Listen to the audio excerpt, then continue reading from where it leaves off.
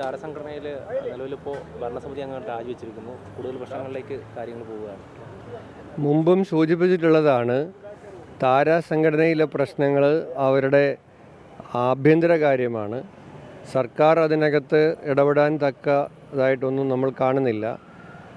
അവിടെ നടന്ന ചർച്ചകളെ സംബന്ധിച്ചോ അത് ഏത് തലത്തിലുള്ളതാണെന്നൊന്നും നമുക്കറിയില്ല. ഇൻറ്റേർണലായി നടന്ന ഡിസ്കഷൻസാണ്, അതിൻ്റെ അടിസ്ഥാനത്തിലുണ്ടായിട്ടുള്ള ചില തീരുമാനങ്ങളാണ്.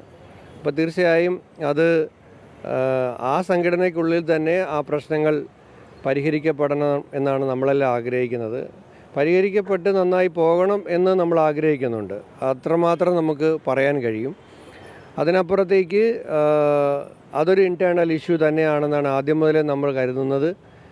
അവനകത്ത് തന്നെ ആ പ്രശ്നം പരിഹരിക്കട്ടെ. സർക്കാർ തൽക്കാലം ഇടപെടേണ്ടതായിട്ടൊന്നും നമ്മൾ കാണുന്നില്ല. ഈ ബജറ്റിൽ തന്നെ സിനിമ എന്നുള്ള ഒരു വ്യവസായം എന്നുള്ള രീതിയിലേക്ക് വരുന്നു. അപ്പോൾ വലിയൊരു പ്രതീക്ഷ അതിലേക്ക് വയ്ക്കുന്നുണ്ട് മേഖലയിലേക്ക്. അപ്പോൾ ഇങ്ങനെയുള്ള പ്രശ്നങ്ങൾ ആ മേഖലയെ തന്നെ മുഴുവനായും ബാധിക്കും. മലയാള സിനിമ യഥാർത്ഥത്തിൽ ഇത്തരം കാര്യങ്ങൾ മാറ്റി നിർത്തി നോക്കിയാൽ മലയാള സിനിമയുടെ ഒരു വീണ്ടും അങ്ങനെ ഞാൻ പറയാൻ ആഗ്രഹിക്കുന്നുള്ളൂ, വീണ്ടും ഒരു സുവർണ കാലഘട്ടത്തിലേക്ക് വന്നിരിക്കുകയാണ്. മലയാള സിനിമയ്ക്ക് വലിയ ദേശീയ അന്തർദേശീയ പ്രാധാന്യം കിട്ടുന്നുണ്ട്. പുതിയ സിനിമകൾ, നല്ല സിനിമകൾ, പരീക്ഷണ സിനിമകൾ ഒക്കെ വരുന്നുണ്ട്. അപ്പം മലയാള സിനിമ ഏറ്റവും നന്നായി ശ്രദ്ധിക്കപ്പെട്ടിരിക്കുന്ന സമയത്ത് സംഘടനയുമായി ബന്ധപ്പെട്ട ഇത്തരം ചർച്ചകൾ നിരന്തരമായി ഉണ്ടാകുന്നത് നന്നായി നമ്മൾ കരുതുന്നില്ല. ഗവൺമെൻറ്റും ഇക്കാര്യത്തിൽ മലയാള സിനിമയോടൊപ്പം നിൽക്കുകയാണല്ലോ. നമ്മൾ ഫിലിം സിറ്റി, അന്താരാഷ്ട്ര ചലച്ചിത്രോത്സവത്തിന് സ്ഥിരം വേദി, ഇതിനോടൊപ്പം ഞാൻ ഈ മാധ്യമത്തിൽ കൂടി ഉണ്ടായിരിക്കുന്ന ഒരു ആശയക്കുഴപ്പത്തിന് അന്ത്യം കുറിക്കാൻ ആഗ്രഹിക്കുകയാണ്.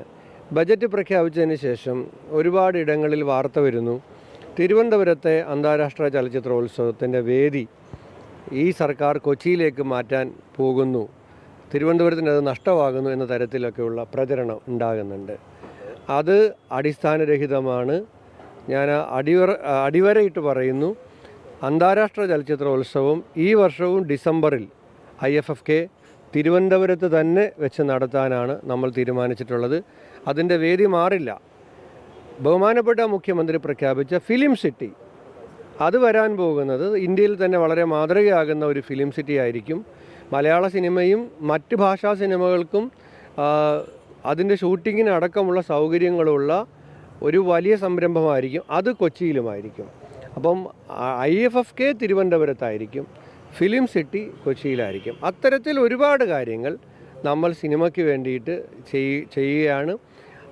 സിനിമ വ്യവസായമാക്കുക എന്ന എത്രയോ കാലത്തെ ചലച്ചിത്ര മേഖലയിലെ സംഘടനകളുടെ ആവശ്യത്തെ നമ്മൾ അംഗീകരിച്ചിരിക്കുകയാണ്. ഈ സമയത്ത് സംഘടനയിലെ കാര്യങ്ങളുമെല്ലാം അവർ തന്നെ വേഗം പരിഹരിക്കുമെന്നാണ് നമ്മൾ കരുതുന്നത്. സംഘടനയ്ക്കുള്ളിൽ തന്നെ ഉയർന്നു വന്ന സാമ്പത്തിക ആരോപണങ്ങൾ ഇല്ല, അതൊന്നും ഞാൻ ഒന്നാമത് അത്തരത്തിലൊരു പരാതി ഇല്ല ഞാൻ പറയും. ഇതിപ്പോൾ അതിനകത്ത് ആഭ്യന്തര കാര്യമാണ്. അവിടെ എന്ത് നടന്നു എന്ന് നമുക്കറിയില്ല. ഒരു സംഘടനയുടെ ഇൻറ്റേർണൽ ആയിട്ടുള്ള ഇഷ്യൂവിൽ നമ്മൾ അഭിപ്രായം പറയുന്നതിനകത്ത് നല്ല ഒന്നാന്തരം അനൗചിത്യമുണ്ട്.